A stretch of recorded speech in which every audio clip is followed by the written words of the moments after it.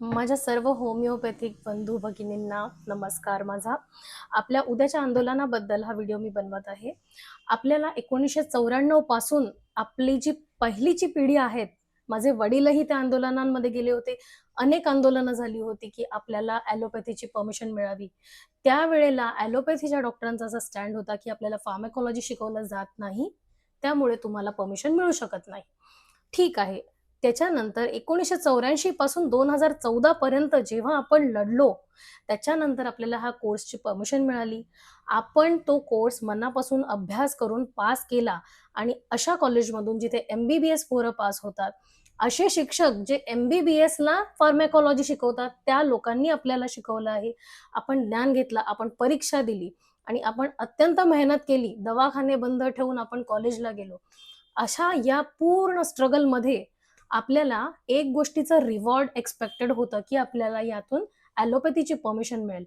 जे दरवेळी drug inspector येऊन आपल्याला थ्रेटन करतात, कोणीही येईल, कधीही येईल, पेशंटला एखाद वेळेस कुठल्या गोष्टीची ॲलर्जी आली, तर आपल्या डोक्यावर कायमची टांगती तलवार असायची.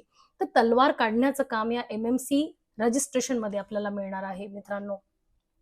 तर माझं म्हणणं, माझ्या मैत्रिणी, माझ्या बहिणी ज्या फिमेल होमिओपॅथिक प्रॅक्टिशनर्स आहेत, त्यांना मी संबोधते जास्त करून, की जास्तीत जास्त संख्येने या आंदोलनाला तुम्ही उपस्थित राहा.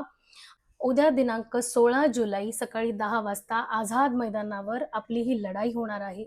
हे आंदोलन आपल्यासाठीच आहे, आपल्या हक्कांसाठी आहे. ज्यावेळी न्यायालयाने, विद्यापीठाने, शासनाने सगळ्यांनी आपल्याला परमिशन दिली होती आणि एक फक्त प्रायव्हेट संघटना जिचं नाव आय-एम आहे, त्या लोकांनी कुठलातरी दबाव शासनावर आणून आणि ह्याला विलंब केला. एक वेगळी संघटना स्थापन केली या गोष्टीला स्थगिती देण्यासाठी आणि त्या संघटनेमध्ये आपल्या बाजूने, होमिओपॅथीच्या बाजूने बोलणारे खूप कमी लोकं ठेवलेले आहेत. तर आपल्या लढ्यासाठी आपल्याला आझाद मैदानावर उतरावे लागणार आहे. कृपया 3 दिवस सर्वांनी दवाखाने बंद ठेवा. कृपया 3 दिवस प्रत्येकाने थोडेसे कष्ट घ्या. ते असतं ना, की थोडे कष्ट टेम्पररीली घ्यायला लागतात, पण त्याच्यानंतर आपल्याला एक चांगलं फळ मिळतं. तर या आंदोलनाला तो त्रास कन्सिडर करून आणि एक फळासाठी जे एम-एम-सीचं रजिस्ट्रेशन आहे, जे कायद्याअंतर्गत सुधारणा केलेली आहे, त्या गोष्टीला या जगातलं कोणीही विरोध करत नाही. एकदा एखादी गोष्ट कायद्यात आली, की त्याची अंमलबजावणी करावीच लागते. हे फक्त स्थगिती देऊ शकतात. हे ती गोष्ट रद्द नाही करू शकत. त्यामुळे आपण आपल्यासाठी लढलो नाही, तर कोणीच आपल्यासाठी लढणार नाही.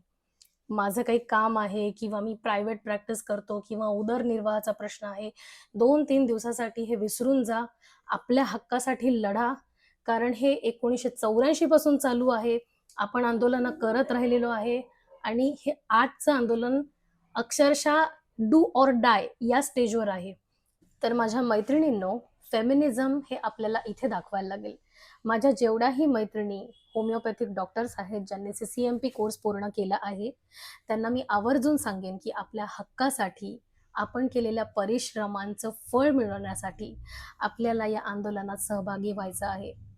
तर उद्या सकाळी 10 वाजता आपण तिथे आझाद मैदानावर भेटू. धन्यवाद.